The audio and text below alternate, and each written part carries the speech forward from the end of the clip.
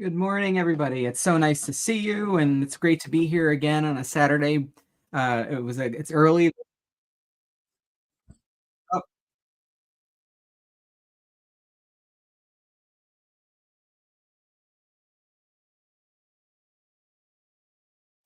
okay, now we're back. It's really wonderful to be here, and thank you for all of the great emails and responses to some of the previous videos we put out as we're getting to know our candidates across New York 17. Effie was with us last weekend a little bit later on a Saturday morning. We're going to start the day off earlier because there's a lot to do. There are a few events happening across Westchester, Rockland, and Putnam County today. I hope you're in touch with your local Democratic leaders and indivisible chapters to really see how people are getting out and really expressing their discontent with some of the policy decisions that are being made on our behalf by the representative that we have previously selected in our district to represent us. Today, I'm so pleased to have my friend Jessica Reinmann on with us to share a little bit about her background, her journey, what she's hearing as she travels across the district. And we'll be bringing her on in 1 minute. But as always, I wanted to just ground you in who's actually talking to you, what we're trying to do, and a couple of issues, particularly around healthcare, that I want to raise to your attention. Again, for those who are seeing the videos for the first time, it's very nice to meet you. My name is Kevin McAvey. I'm a husband, father of three. I have three kids, 5 and under. I'm a Bedford resident, a lifelong New Yorker, and I am a state policy consultant. I work across the country, from California to Massachusetts. I was in Albany this week, North Carolina, really helping states think about how they can equip their departments with the infrastructure they need to deliver, in particular, better health for all residents, more affordable, accessible healthcare for all, making it a particularly passionate issue. I love my job. It's also all consuming. So I've received a couple of wonderful comments this week asking, like, are we going to be seeing additional clips from the interviews? And I think that's a great idea. I almost exclusively work on so much of this stuff while other people are sleeping. And there are a lot of other people that I'm managing on a day-to-day basis. So I promise I will try to get to that as we go. And I do owe some clips from the great interview we had with Effie last week. Again, just a reminder of the purpose of these interviews. We want to really engage residents of New York 17 in the political process, equipping our community with information about the policy issues impacting our families, our households, our businesses, and to help us identify the best person to represent our interests and values in Washington. We have an election December of next year, but preparation for that, really thinking through who we want to represent us, starts today. So through forums like these, I really want to make sure that we're discussing the issues, fostering community, and introducing you to the individual candidates. We've met so far Beth and Mike, Kate, Effie, and today we're going to get a chance to talk with Jessica, and then next Thursday we're going to get a chance to talk with one of the other candidates. But before I turn it over to Jessica to hear a little bit about her journey, I did want to pull apart another very specific aspect of healthcare provisions in the One Big Beautiful Bill. The bill is expansive, as we've discussed in some of our prior calls and webcasts.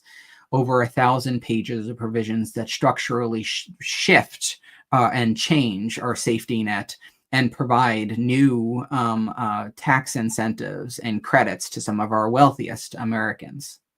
I want to dig into one set of healthcare provisions that I think are particularly troubling to me and should be particularly troubling to all New Yorkers. For a party that has long advocated states' rights, through this large, almost omnibus bill, Republicans in Congress are imposing their values on states. From Medicaid work reporting requirements, going beyond even the requirements that were just passed and signed into law in states like Montana, with their rigor and strictness for low-income individuals to have to complete additional paperwork in order to get access to basic health care, to get access to just see a doctor. The federal government, through this bill, will be pressing states even harder to impose these new administrative burdens on individuals and likely pushing many eligible individuals off of their health care. The second value judgment that's going to be passed down by the federal government is around reproductive health, an issue I know that is of great importance to many of us in the district and in New York. The bill will bar federal payments to prohibited entities that provide abortion services. The bill seeks to bar Medicaid participation by certain large providers that often these so-called elective abortion procedures or services, and the funding ban applies to any and all services offered by such entities. It's been, I believe, a long-standing practice that the federal government does not fund through Medicaid abortion, but it does provide funding in many states to organizations like Planned Parenthood, who are an essential healthcare provider for women's health, maternal health, and early childhood health, as well as sexual reproductive health. Particularly in many rural areas of our state, these are often the only service providers. This ban would go further and take what is a very it's a value-oriented judgment by the Republican leadership in power, which has now been endorsed by our Congressman Lawler, as a provision that's okay with him, and prevent federal dollars from going to support these organizations, which could place them at risk of just surviving in many locations in our state and in our country. And last but not least, I want to talk about this federal war against immigration in our country. I don't think, and I know enough of us are on like Ancestry.com to know that we all realize this in one way or another. We are all here 1, 2, 3 generations new. We are all byproducts of immigration, by and large.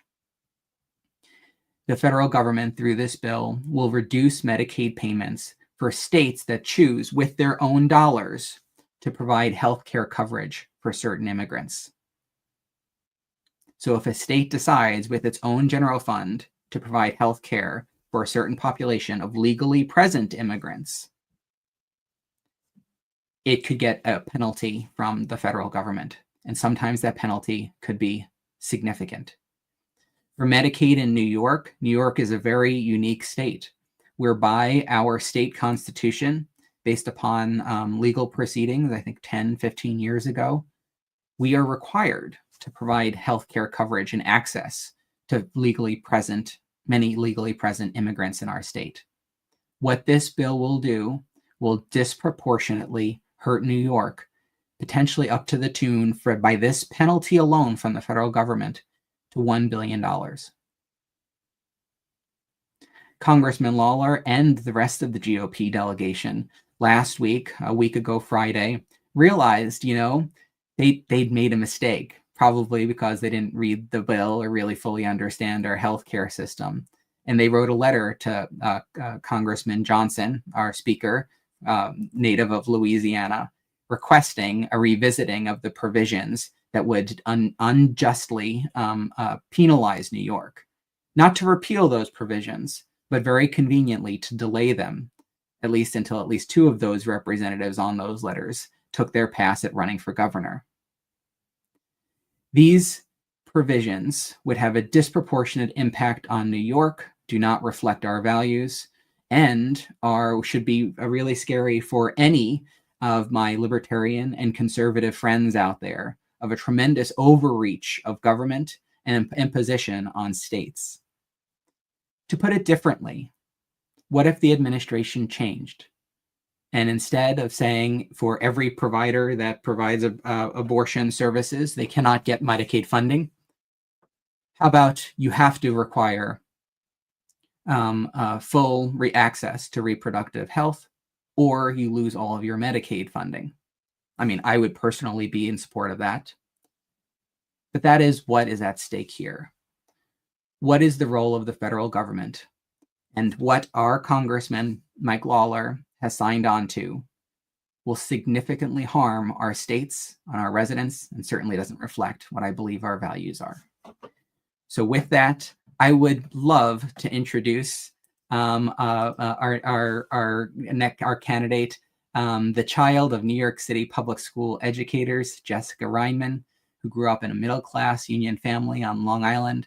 She studied political science at SUNY Binghamton, and received her law degree from the Cardozo School of Law before working as a real estate lawyer in New York City, where she advised private equity firms on large-scale acquisitions and sales of real property.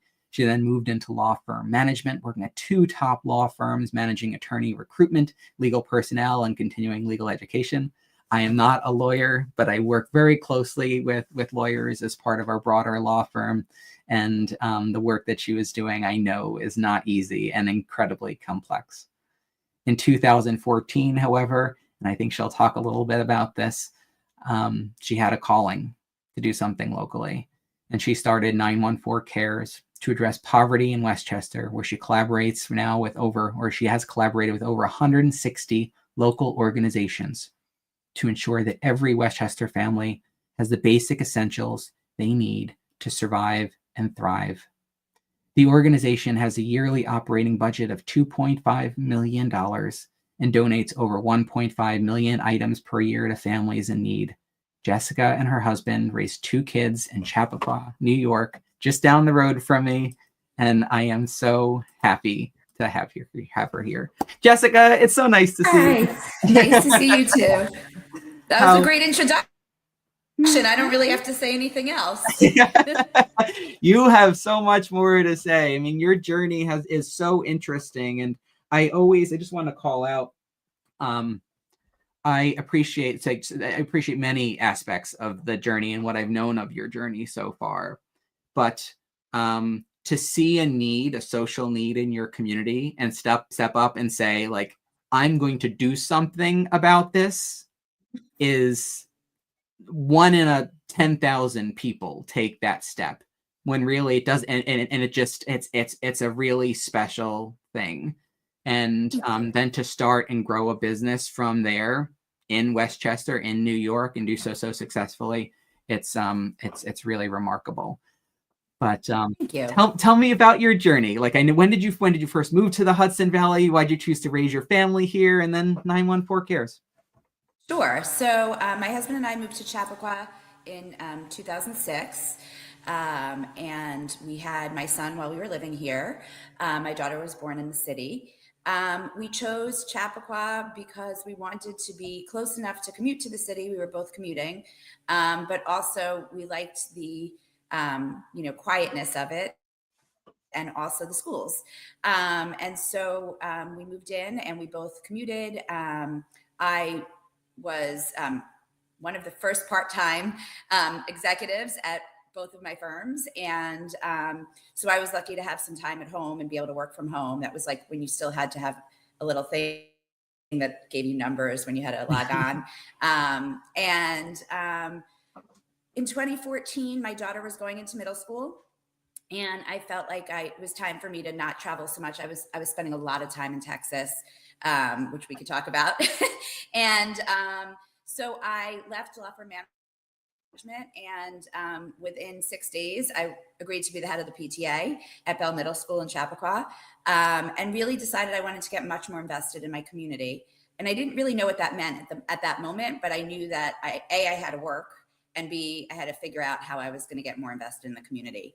And so, as you said, in 2014, November, I was driving on Lexington Avenue in Mount Kisco, and I saw a number of families walking to the bus stop without coats, and I was horrified. And so I stopped the car, and in my elementary Spanish, I asked them if they needed coats. They said yes. I told them to meet me back there the next day, and I went to Target, and I bought every coat that I could. And the next day, I went back there, and I opened my trunk. And I have to tell you something, Kevin, watching children get something that is their own for the first time, watching them be able to choose what they what they wear and how they wear it was such an impactful moment. And I go back to that moment all the time in my life. And I say that's the moment 914 Cares was born. And it's the moment I realized what my mission was in life. And that was to support my neighbors in need. And I feel a very strong connection to our community and to our neighbors. So we started from my kitchen, and we started just connecting with community partners and figuring out what nonprofits and other partners across Westchester needed. And by 2016, we were up and running. We had a number of events, and we were volunteering places. By 2018, we found a space, and we started hiring. We have now 13 employees, and we've moved, and we have a 12,000 square foot space in Armonk, so in the district. Like you said, we distribute 1.5 million basic essentials to families in need. And those essentials are clothing and diapers and period products and hygiene products, books, school supplies, baby essentials, pretty much everything other than food.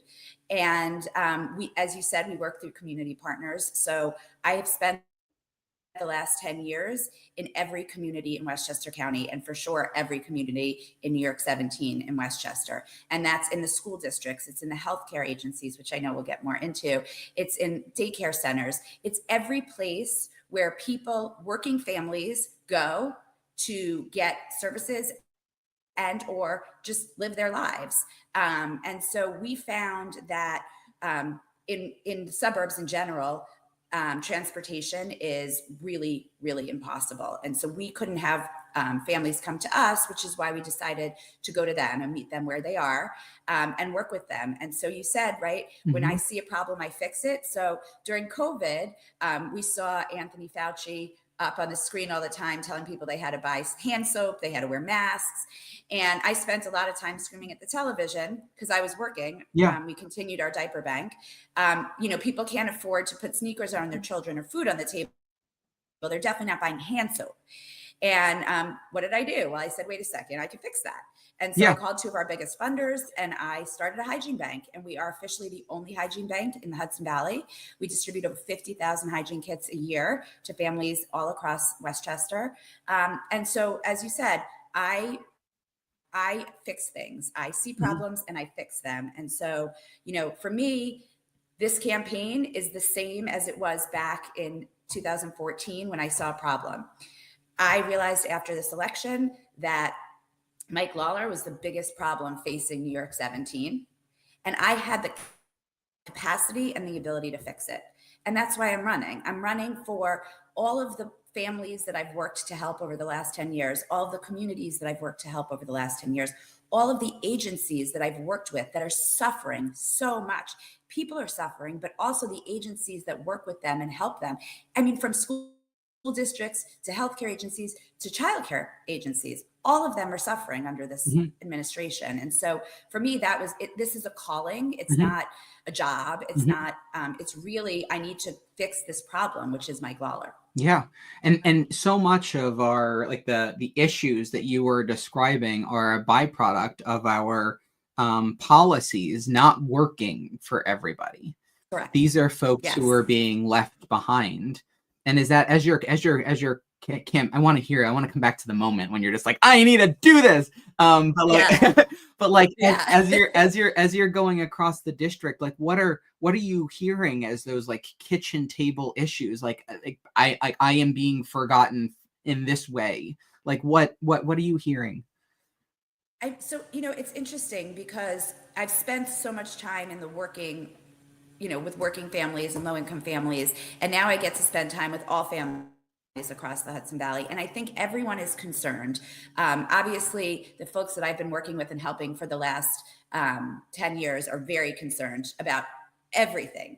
Not just Medicaid and Medicare and healthcare. They're concerned about their SNAP benefits. They're concerned about prescription drug costs. They're concerned about just the cost of items in general, right? So Trump's tariffs are just taxes, and they're taxes on people who can't afford more taxes. And but what's really interesting is that the Republicans, they spend a lot of time talking about that these don't affect, they're affecting poor people.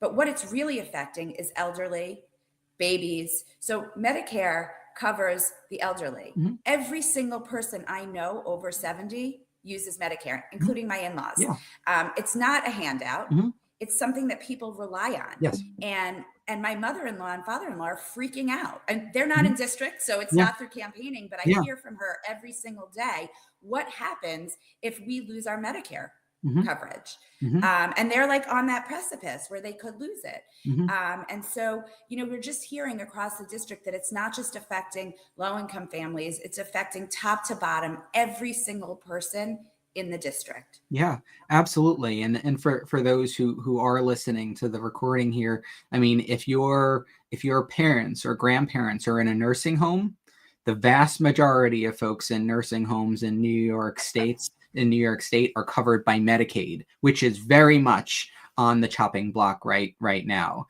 And Congressman Lawler will say, like, there's nothing about we're gonna keep it for our seniors. But when you shrink the whole pie that states have access to, they're going to have to make very difficult choices and likely lower rates for everyone.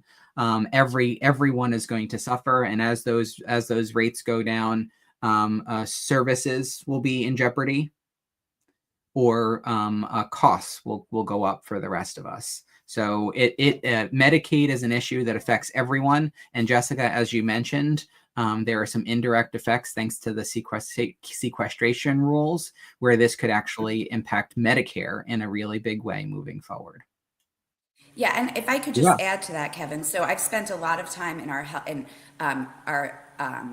healthcare industry in Westchester, especially with healthcare agencies that work primarily with low and middle income families. And I still speak to them. It's Sun River Health, it's Open Door, it's Westchester Community Health Centers. And recently I had a conversation with the CEO of Westchester Community Health Centers. And what they're seeing is a decrease in their payments. And what happens from that? So what happens from that is if they're not getting enough money, they have to terminate employees. And they've recently had a round of layoffs.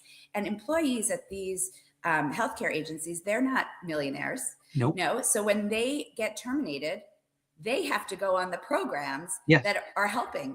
Yes. And so it's like a vicious cycle where we're not providing funding to our healthcare agencies, and then people are being let go and they need to get on that funding.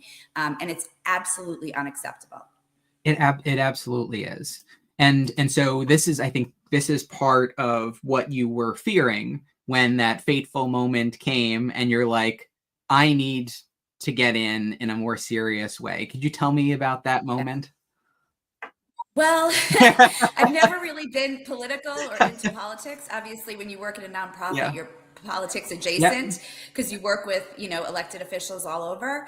But again, for me, it was more when I see a problem, I fix it. And I'm a lawyer and I understand the Constitution and I understand the balance of power. And I really saw not just threats to the families that I've helped and the institutions that I've worked with, but also just a threat to our democracy. And it was just one of those moments. Again, I say, when I saw the look on those children's faces, this was like the opposite. There was no look. It was like, if I don't do this, who will? I understand the issues affecting every family in our community. And if I don't do this, who will understand them? Who will speak for them? Because Mike Lawler's not speaking for them. So it was and will always be a calling for me to continue the work that I've done on the ground and just take it up a notch. And you certainly have unique perspective, particularly in Westchester, on the needs of some of our lowest income and most vulnerable residents. And as you've been mentioning, you're expanding that network and you're going across the district, really kind of going into folks' homes and really talking to them about what's concerning them, what's keeping them up at night. What are you hearing? And are you hearing any differences? I mean, you mentioned like affordability as one that keeps coming up. You mentioned like healthcare and Medicare, and we'll talk a little bit more about that. Anything else coming up? And are you seeing any differences between some of the issues that are being raised locally in Rockland County versus Putnam County versus Westchester, which are all distinct regions? Yeah, I mean, I think so a lot of the agencies that I work with in Westchester do work in Mhm. Rockland County and in Putnam County. Mhm. And so, while 914 Cares doesn't work directly in those communities, I definitely know Mhm. what's been happening. And yeah, we're seeing I mean, I really think across the district, it's very similar issues, and people are worried about obviously more than just the budget. I won't give Donald Trump his due and call it what he wants it to Yeah. be called. Every year we have to pass a budget, and every year there's issues and reconciliation, and it's called a budget. That's what it is. But so yeah, I'm hearing across the district of people worrying about democracy, of people worrying about abortion care, Mhm. which is really the first time in forever since I was born. It's the first Mhm. time since I was born that New Yorkers are worrying about abortion care. Yes. Almost once a week we're hearing about gun violence, and I'm Mhm. hearing from people all like the fear of gun violence.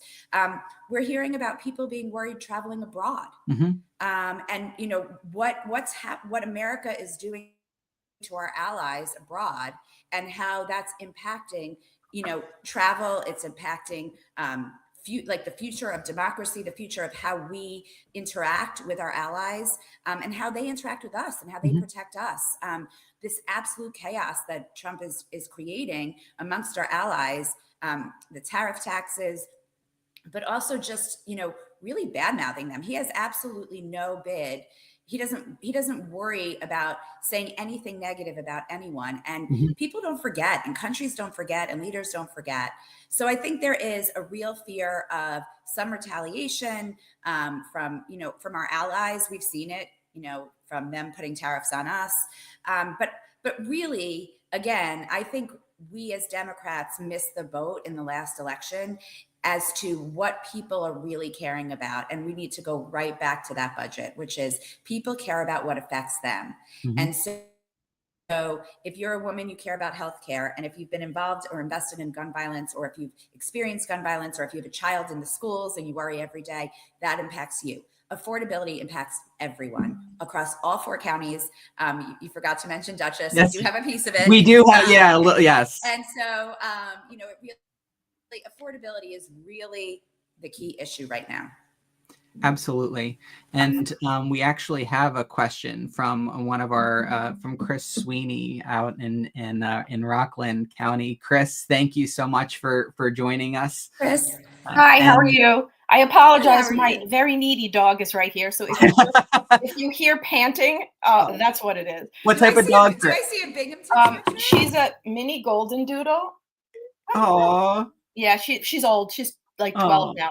So she's a good girl, but she's also a needy girl. And so I'm hoping she doesn't start barking. But my question, thank you for taking my question first. Wait, hold on. Chris, Jessica asked, like, is that a Binghamton sweater? Yes. Sorry. I went to Binghamton. Oh, you went to Binghamton.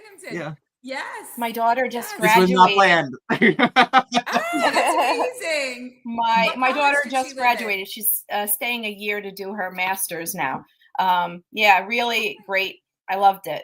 Everything about it. Yeah, my husband goes back often and teaches there. Yeah. We loved it. What does he teach? What? He goes into the School of Management, and he works with, like, he teaches economics and private equity. He does individual Gotcha. class lectures. Not my daughter. She's doing human rights. So Good. Okay. We need that right now. We need more human rights advocates for sure. Yeah. She's interning at Eleanor's List this summer. Great. In addition to her paid gig. But anyway, my question is really about healthcare. I'm really excited to ask this question because I'm not sure everybody knows. Like, I'm a middle class person. I don't have employer sponsored healthcare. People in this country are struggling to afford healthcare. I mean, that's 99 point so many. Particularly young people whose jobs often do not provide any health insurance. I pay for my family's insurance premium because I don't have one through an employer. I received a letter from United Healthcare just last week that announced, again, for 2026, premiums will be increasing by, how much does anyone think? If you get a letter, something's going up from your water company, from your, I believe Veolia was something like 4%, and people went nuts. Anybody want to take a stab? I'm going to go with 10%. Nope. Wow.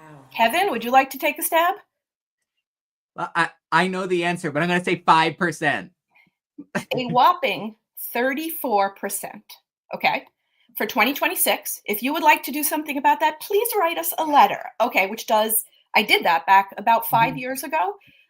Also United Healthcare, but it happened with Empire as well. If you purchase it from the New York Health Exchange, that went up. That was it was before COVID, was going up 24%. Yeah. And there is nothing you can do about it. So, 34%. I already paid that. So there is no stopping the greed of corporate health insurance companies in this country. It is staggering. That is on top of, I pay for my family of four, $2,800 a month for adequate care. It's not great. That's just the premium, does not include co-payments, medication co-payments. What will you do to make healthcare affordable, more affordable for everyone? This is not the extremes you often hear about, like people that are on Medicaid. This is a middle-class family. My neighbor just called me yesterday. She lost her insurance and asked me, how do I get on the exchange? How do I do this? Yeah.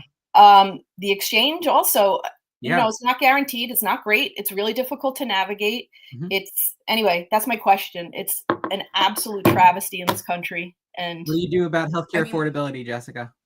I mean, really, we have to go back to the Affordable Care Act, and we have to make sure that we bring back all of the provisions of the Affordable Care Act that are being cut. And to be honest with you, it affects middle class families, but it also affects, like you said, students who are coming out whose family don't pay, just people who just graduated whose families don't cover them. And I see it a lot in the nonprofit sector. We have a lot of young people who work in the nonprofit sector, and they have to use the Affordable Care Act. And so, because 914 cares in many nonprofits, it's hard for us to provide healthcare because, so we need to really start looking at the Affordable Care Act, which, for anyone who doesn't know, that's the Obamacare. And we need to start figuring out how we can expand it and how we can maintain it. And we can't do that until we have people in Congress who understand what it's like to not have healthcare. And so, I was really lucky growing up. My parents were in unions, and so we had GHI. Yeah. And by the way, GHI is not perfect, and a lot of things weren't covered. But we also, so it's interesting. You talk about, having your insurance go up so dramatically. There has to be a limit on how much healthcare costs and costs in general can go up year over year. You have to be able to budget for it. And insurance companies are just not regulated as much as they need to be. And we need to work on that. And we need to work on oversight and making sure that insurance companies know that they're responsible to the people who pay into them. And I think you're right, Chris. I really think insurance companies are making a boatload of money and not providing the healthcare that they need to provide. And so until we get in there, right now we can't do anything, right? Yeah. Until we get in there in 2026 and turn the House blue, we can start really looking at Obamacare, how we can expand it, and how we can actually look at it in a holistic way. Where is it working and where is it not working? Because if your insurance is going up 30-something%, then Obamacare is not working. And so one of the things that I really enjoy doing is, again, seeing a problem and fixing it and figuring out how can we do this. And some of that may be changing the Affordable Care Act and making it work better, because that was our first time really having healthcare that people could buy into on their own. And so, it's been a number of years, and maybe there's positives and maybe there's negatives. And we have to feel comfortable as Democrats saying, we did a great thing and maybe it's working and maybe some of it's not working and we have to fix it. And until we get in there and really look at it, we can't do that. So my goal is to make sure that every person in our district has affordable, accessible healthcare. And by the way, not just healthcare, because I want to talk about the fact that insurance companies, most of them won't cover eye care or dental care or, or hearing aids or things that are just as important as going to the doctor and getting your regular screening. And so we really need to. What is dental care for? Does anyone know? The dental insurance. I don't know what it actually covers. I mean, I actually don't either. But I do. I'll tell you what I do know. I do know, because I have the most amazing dentist on the planet, and I do know that plaque on your teeth is actually what causes heart attacks. Yeah. So plaque on your teeth goes dental into health your is gums. medical health. Correct. Mhm. And eye health too. So Mhm. when you go to an eye doctor and they look in your eyes, they know if you have glaucoma. A lot of times when people go for eye exams, that's when they find out they have brain tumors. So eye care is just as important as dental care, is just as important as women's health care, is just as important as all of it. And we need to really start focusing on making sure that the whole human is taken care of. I really, And Chris, I'm so sorry. I truly am so sorry that you're going through this, because I mean, I say this all the time. It's just not okay. And, you know, I would encourage you to fight it. I know it's frustrating. I spent a lot of time on the phone with insurance companies, but I would encourage you to fight it. yeah. Chris, thank you so much for bringing up this really important question about affordability and how it affects everybody. And Go Bears. go Bears. Talk soon. I mean, Jessica, I mean, this is a story that I think you can probably just pick a family, or at the rally today, I mean, anyone will have similar stories. And I was at a board meeting yesterday, and their premiums on a per employee basis are going to go up 20% in New York State next year. And they're a small nonprofit, like probably 914 Cares. But there are big corporations where this is now becoming a C-suite issue because the price of healthcare is out of control.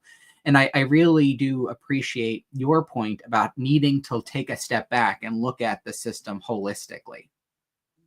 Right now, yeah, we have to. We have to. I mean, right now, I think what I think is incredibly misguided that the current administration and Mr. Lawler are doing are, for some reason, kind of picking on some of our most vulnerable people and treating healthcare like a luxury good, and who should get it and who should not, and we should kind of draw that line more firmly, while the boat generally is sinking. So I would rather, and I really appreciate like you bringing up having a Democrat in this seat and the need to kind of take a step back and look at how we can fix our healthcare system. And by the way, healthcare for working families and low-income families, it affects everybody. Yeah. When people aren't healthy in your community, that affects everybody in the community. It is not just affecting the individual or the family. And when people can't get to a healthcare center, when people can't get issues taken care of, that affects the whole community, not just the individual. And we need to keep saying that. It affects the whole community, even if it doesn't affect you. If you are in a union and you have incredible health care, when people in your community don't and they get sick, it affects you. Yes. It affects people's, like the individuals, like a bomb going off. Yeah. I mean, it affects individuals, and they're actually, ironically, their ability to work. If you are sick, yes, you cannot work. Exactly. And by the way, I want to bring something else up because it's really important to me, which is if children are sick, they can't go to school. Yes. And we are seeing with the rise in healthcare costs, with the fear of people not, things not being covered at healthcare centers, we're seeing children not going to doctors, and we're seeing a huge rise. There was an article in the Times about this recently, in chronic absenteeism in schools. And that is really an issue, because schools education is what lifts people up. And so when students can't go to school because they're not getting appropriate health care, that affects, again, their future holistically. It's a holistic approach that we have to look at. Absolutely. And I think we really should be focusing, and as you're proposing, on lifting people up and making sure they have the basic resources they need to succeed and reach their God-given potential. So as we're kind of moving forward from here, like, what are your plans like over the summer, in the fall, and I'd love to hear about them. Well, my plans for the next 3 weeks are charging full steam ahead, because we are coming up to the end of quarter, and so we need to raise money. Oh, is that a certain deadline of some kind? Yeah, there's every quarter there's a deadline. But over the summer, I'm actually turning 50. And so is my husband. Congratulations. And so we will be doing a lot of celebrating, which is very exciting. And then, the best part about the summer in the Hudson Valley is how beautiful it is, and how you can take so much advantage of the outdoors and the outdoor space that we have. So I will be attending festivals and rallies, and really just spending my time getting to know each other, getting to know the community, and having the community get to know me, which is really, for me, is really, really important.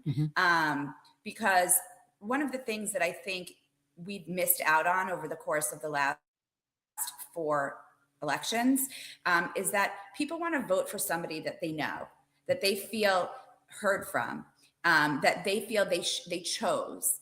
And we really have seen a dearth of that over the course of the last election cycles. Voters have not had the right to choose who their candidate is. And so for me, this is a person by person, community by community campaign where I really want to get out, and I want people to hear me. And I want people to know that I've spent 10 years really caring about my community. And that's why I'm running. This isn't like this isn't a passion. This isn't like what I've always wanted to do with my whole life. I really want to take that mission up, and I want to hear from them. And here, I didn't know that. I didn't know that United Healthcare could just raise rates 30% without any oversight. Yeah. So hearing from community members like that, I've always known that that the Affordable Care Act is great, but it needs to continuously grow and change. And so we need to look at that, and we really need to look at oversight. And so just getting into the community, that's my summer plans, and hiking. And I have a puppy. And so taking her hiking. Okay, we have to talk about that separately, because I want to hear more of that. Okay. But speaking of events, first off, like, happy birthday to you this summer. Today is also President Trump's birthday. Do you have any special respectful messages to President Trump if you were going to give him advice on something to take back or to do differently that he's doing? Well, listen, right if he didn't spend the money he's spending today on his birthday party, we could literally feed 7 million people.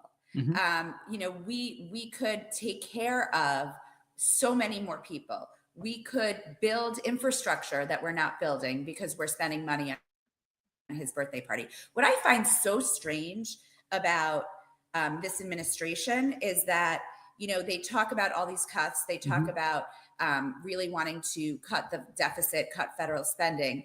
And yet every single time you look at him, he's spending money.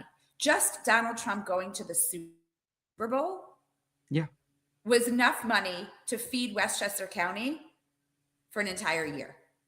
All the money that was spent for him to go to the Super Bowl. So he's really telling us that he doesn't care. This is all about him. This is a presidency all about him, all about what he can get out of it. And Mike Lawler is just walking the walk with him. And Mike Johnson is just walking the walk with him. And so we need candidates. We need representatives. We need people in government who aren't doing it for themselves, who will put their career on the line to say, I'm not going to do that vote. I am not going to vote against lifting the salt tax cap because my community needs that. And if you're going to run someone against me in 2026, have at it, because my community deserves me as their representative. Yeah. And that is what Mike Lawler's not doing. And I don't have a fear of losing my job because this is not my goal. My goal is to help my community. So if I have to vote against the Democrats or vote against the Republicans to make sure that my community, New York 17, is taken care of, I will. I so appreciate that. And how can folks get in touch with you if they're like, I need to talk to Jessica? I know that there are a couple events today, tomorrow, but if they can't, I'll be at No King's Day today in Mount Kisco. I'm heading there straight from here right now. Yep. And then I will be up in Putnam County at their annual Pride Parade and Festival. Tomorrow I will be celebrating my husband and my father-in-law. So I will not be at any events, but also if you see on the screen, Reinmann for Congress, it's Reinmann with 2 N's. We're really from Germany. And you can also email me at reinmannforcongress@gmail.com. It is my personal email. I am the person who responds. And I love to hear from people. And I do get emails all the time from random people. And it's really fun and sometimes troubling hearing people's stories. But that's what we're here for. That's our job. Our job is to listen to the public and the voters and help them. Jessica, thank you so much for joining. Hopefully I'll see you at the rally in a little bit. I'll see you soon. see you today. Thank you so much, Kevin. So everyone, again, thank you so much. That was Jessica Reinmann joining us. And later this week on a special Thursday evening presentation, I think we'll be almost closing out the introductory conversations with our candidates with Peter Chadsky at 6 p.m. on Thursday, a nice evening conversation. If you are interested in joining to ask a question, please email me at KevinforNewYork@gmail.com, and I'll see if I can get you on. This is an opportunity to really talk with the candidates and really understand where they're coming from and what they believe in as we are picking the candidates to represent us starting at the beginning of 2027.